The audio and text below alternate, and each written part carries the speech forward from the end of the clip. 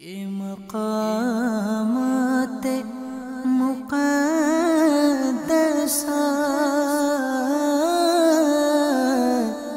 یہ مقامات مقدسہ۔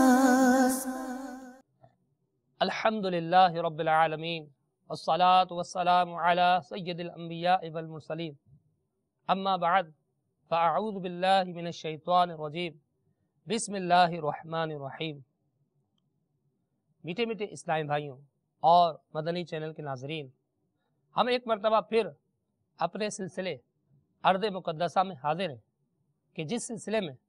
ہم دنیا کے مختلف مقدس شہروں کے تاریخی واقعات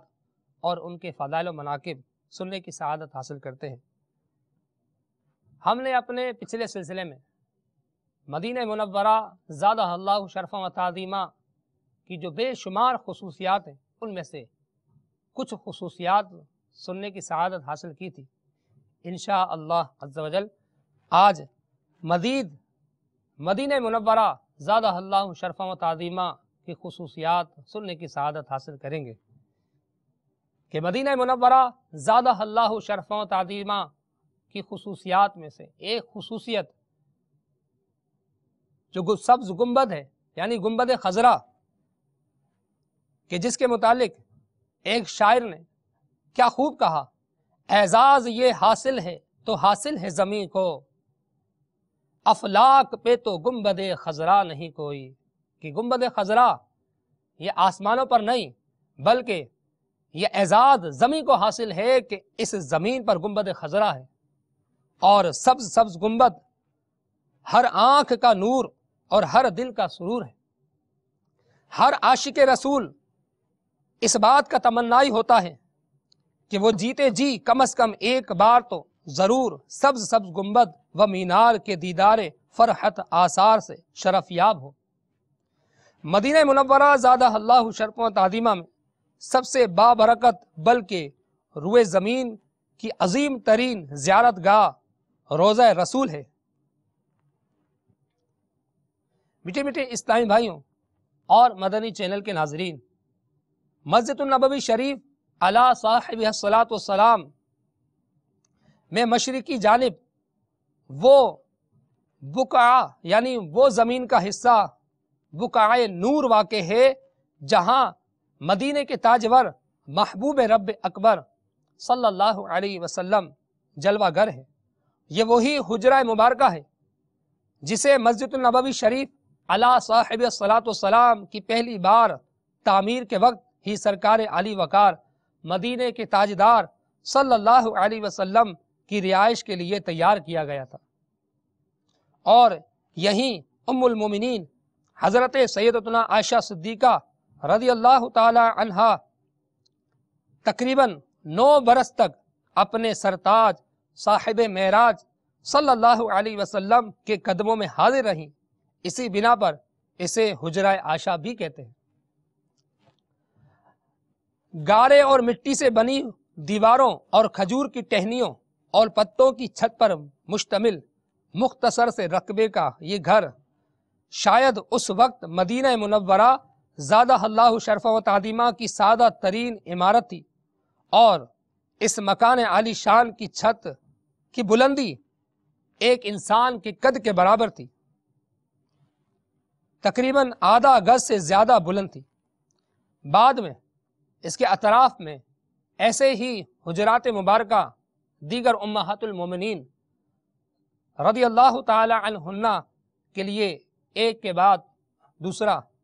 تعمیر کیا گیا۔ حضرت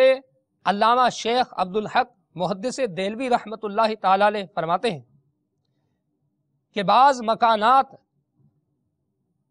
کھجور کی صاف ٹہنیوں کے تھے، ان کو کمبل سے ڈھانپا ہوا تھا، اور دروازے پر بھی کمبل کے پردے تھے۔ کیسی سادگی تھی! اور تمام مکانات قبلے کی طرف اور مشرق و شام کی جانب تھے، مغرب کی سمت کوئی مکان نہ تھا۔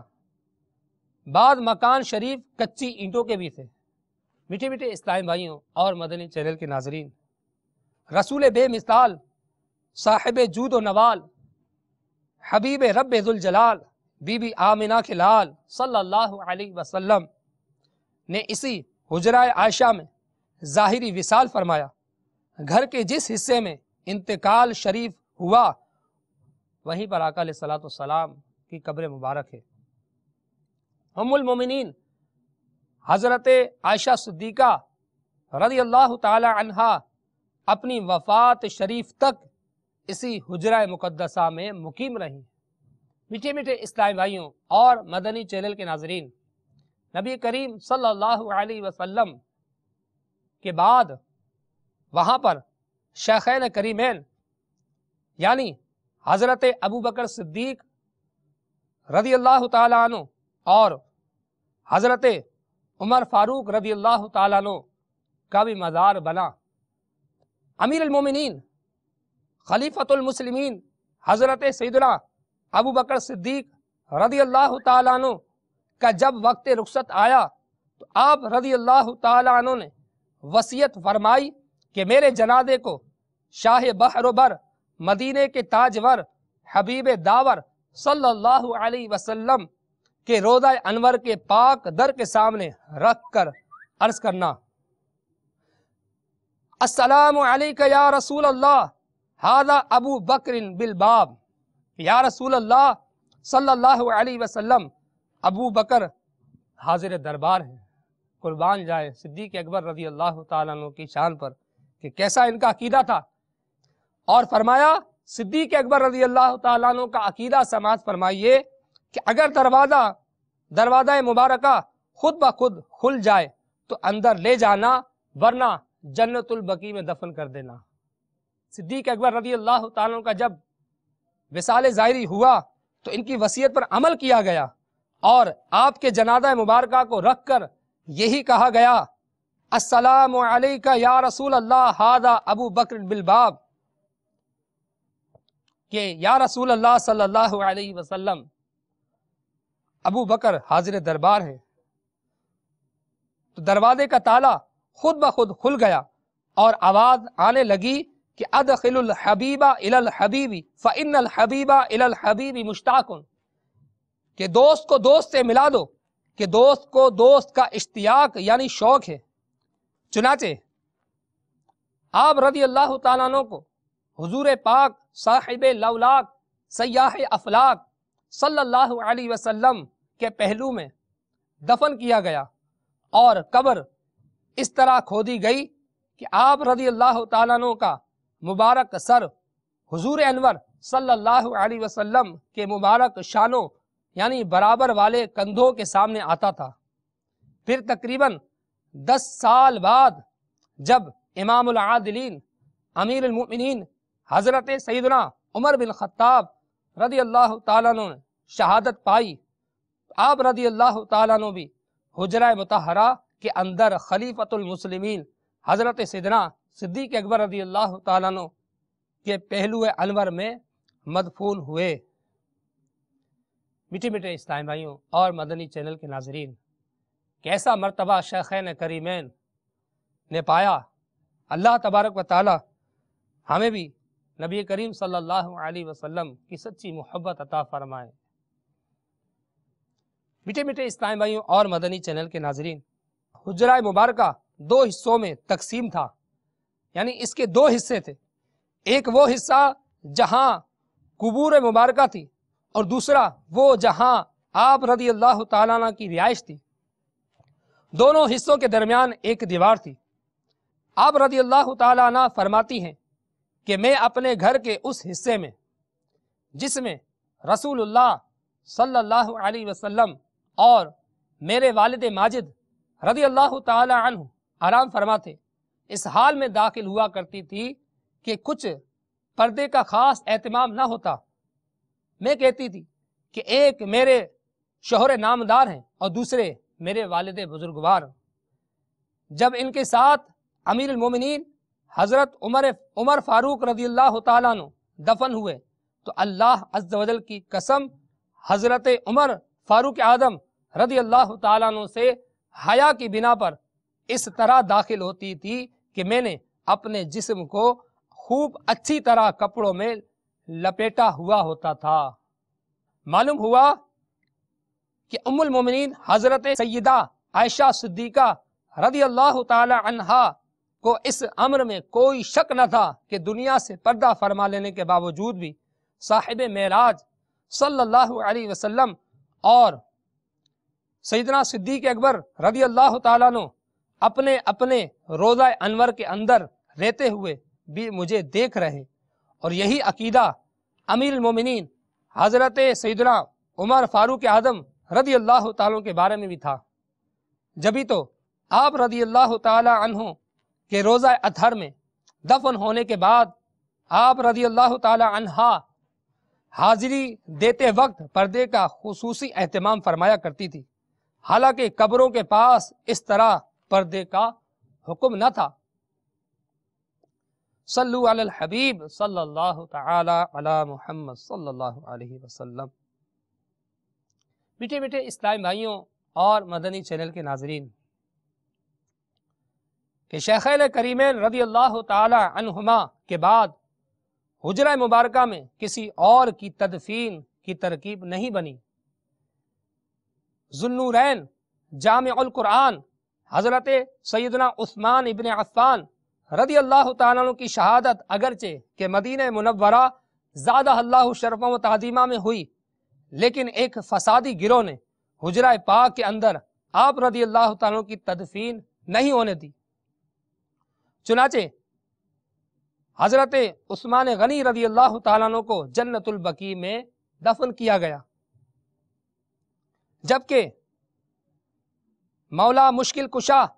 حضرت علی المرتضی شیر خدا کرم اللہ تعالی وجہ الکریم کی شہادت مدینہ منورہ زادہ اللہ شرفا و تعظیمہ سے بہت دور کوفے میں ہوئی، لہذا آپ رضی اللہ تعالیٰ عنہ کی تدفین بھی حجرہ مطہرہ میں نہ ہوئی۔ اور جب نواسہ رسول جگر گوشہ بطول حضرت سیدنا امام حسن مجتبی رضی اللہ تعالیٰ عنہ کو زہر دے کر شہید کیا گیا اور آپ کی تدفین حجرہ مقدسہ میں کرنے کی کوشش تو ہوئی، تو اس وقت مدینہ کا جو گورنر تھا وہ مروان تھا، اور جو کہ اہل بیت کا مخالف تھا، وہ اس بات کے آڑے آیا کہ میں یہاں پر حضرت حسن مجتبی رضی اللہ تعالیٰ عنہ کی تدفین نہیں ہونے دوں گا، اور خونی تصادم سے بچنے کے لیے حضرت سیدنا امام حسن رضی اللہ تعالیٰ عنہ کی تدفین جنت البقیع میں کر دی گئی۔ صلو علی الحبیب صلی اللہ تعالی علی محمد صلی اللہ علیہ وسلم۔ میٹھے میٹھے اسلامی بھائیوں اور مدنی چینل کے ناظرین، صدیقہ بنت صدیق ام المومنین حضرت سیدتنا عائشہ صدیقہ رضی اللہ تعالی عنہا کا جب وصال ہوا تو آپ رضی اللہ تعالی عنہا کو جنت البقیع میں دفن کیا گیا، اور حجرہ مطہرہ کے دروازہ مبارکہ کے باہر ایک مضبوط دیوار کھڑی کر کے اس میں داخلے کا راستہ بند کر دیا گیا۔ ام المومنین رضی اللہ تعالی عنہا کے وصال کے بعد وہ جگہ بھی خالی ہو گئی جہاں آپ رضی اللہ تعالی عنہا قیام پذیر تھی۔ یوں اب حجرہ منورہ میں چوتھی قبر کی جگہ خالی ہے، اور قرب قیامت میں حضرت سیدنا عیسیٰ روح اللہ علی نبینا و علیہ الصلاۃ والسلام کا نزول ہوگا، اور بعد انتقال آپ علیہ الصلاۃ والسلام کی تدفین حجرہ پاک میں کی جائے گی۔ صلو علی الحبیب صلی اللہ تعالی علی محمد صلی اللہ علیہ وسلم۔ میٹھے میٹھے اسلامی بھائیوں اور مدنی چینل کے ناظرین، سرکار مدینہ سلطان باقرینہ صلی اللہ علیہ وسلم کی حیات ظاہری کے دور میں مکان عالی شان کی دیواریں پکی نہ تھیں۔ سب سے پہلے امیر المومنین حضرت سیدنا عمر فاروق اعظم رضی اللہ تعالیٰ عنہ نے پکی دیواریں تعمیر کروائیں، پھر پہلی صدی کے مجدد حضرت سیدنا عمر بن عبدالعزیز رضی اللہ تعالیٰ عنہ نے پہلی صدی ہجری میں جب مسجد النبوی شریف علی صاحبہ الصلاۃ والسلام کی تعمیر نو کی تو سیاہ پتھروں سے بغیر دروازے کے دیواریں بنا کر حجرہ عائشہ کا اصلی رقبہ محفوظ کر دیا، اور اس کے گرد پنج گوشہ یعنی 5 کونے والی دیوار تعمیر کروا دی جس میں کوئی دروازہ نہیں ہے، مقصورہ شریف لوہے اور پیتل کی اس جالی مبارک کو کہا جاتا ہے جسے قبور مبارکہ کے اطراف میں حضرت سیدنا عمر بن عبدالعزیز رضی اللہ تعالیٰ عنہ کی تعمیر کردہ پنج گوشہ یعنی 5 کونوں والی دیوار کے ارد گرد نصب کیا گیا۔ سب سے پہلے مصری سلطان رکن الدین نے 668 سنہ ہجری میں لکڑی کی جالی مبارک بنائی تھی۔ اس وقت اس کی بلندی 2 آدمیوں کے قد کے برابر تھی، کہ 2 افراد کے قد کے برابر اس جالی مبارک کی بلندی تھی۔ پھر شاہ زین الدین نے 694 ہجری میں اس کے اوپر مزید جالی بڑھوا دی جو کہ چھت سے جا لگی، اور جب 886 سنہ ہجری میں آگ لگنے کا حادثہ ہوا تو یہ جالی مبارک شہید ہو گئی، تو سلطان قایت بائی نے لوہے اور پیتل کی جالیاں تیار کروائیں، جن میں سے پیتل کی جالیاں جانب قبلہ جبکہ لوہے کی جالیاں بقیہ تینوں اطراف میں نصب کر دی گئیں۔ مقصورہ شریف میں کئی دروازے ہیں، ایک قبلے کی دیوار میں جس کا نام باب التوبہ ہے کہ قبلے کی جانب جو دروازہ ہے اس کا نام باب التوبہ ہے، اور ایک مغربی دیوار جسے باب الوفود کہتے ہیں، اور ایک مشرقی دیوار کہ جس کا نام باب فاطمہ ہے، اور ایک شمالی جانب جسے باب التہجد کہتے ہیں۔ باب فاطمہ کے علاوہ تمام دروازے بند ہی رہتے ہیں۔ میٹھے میٹھے اسلامی بھائیوں اور مدنی چینل کے ناظرین، امیر اہل سنت شیخ طریقت ایک غلط فہمی کا ازالہ فرماتے ہیں کہ آج کل بازاروں میں 3 تصویروں والے ٹکڑے بکتے ہیں کہ جس میں ایسا دکھایا گیا کہ ایک قبر نبی کریم صلی اللہ علیہ وسلم کی ہے اور 2 قبریں جو کہ شیخین کریمین رضی اللہ تعالی عنہما کی طرف منسوب ہیں۔ تو یہ بالکل غلط ہے کہ یہ ان تینوں قبروں کے گرد ایک دیوار ہے، اور وہ دیوار ایسی کہ جس میں کوئی دروازہ نہیں، تو پھر یہ تصویر کس طرح حاصل کی گئی؟ صلو علی الحبیب صلی اللہ تعالی علی محمد صلی اللہ علیہ وسلم۔ امیر اہل سنت شیخ طریقت اپنے کلام میں دعا فرماتے ہیں کہ ہجر و فراق میں جو یا رب تڑپ رہے ہیں، ہجر و فراق میں جو یا رب تڑپ رہے ہیں، ان کو دکھا دے مولا میٹھے نبی کا روزہ، ان کو دکھا دے مولا میٹھے نبی کا روزہ۔ میٹھے میٹھے اسلامی بھائیوں اور مدنی چینل کے ناظرین، ہم نے آج کے اپنے اس سلسلے ارض مقدسہ میں مدینہ منورہ زادہ اللہ شرفا و تعظیمہ کی خصوصیات میں سے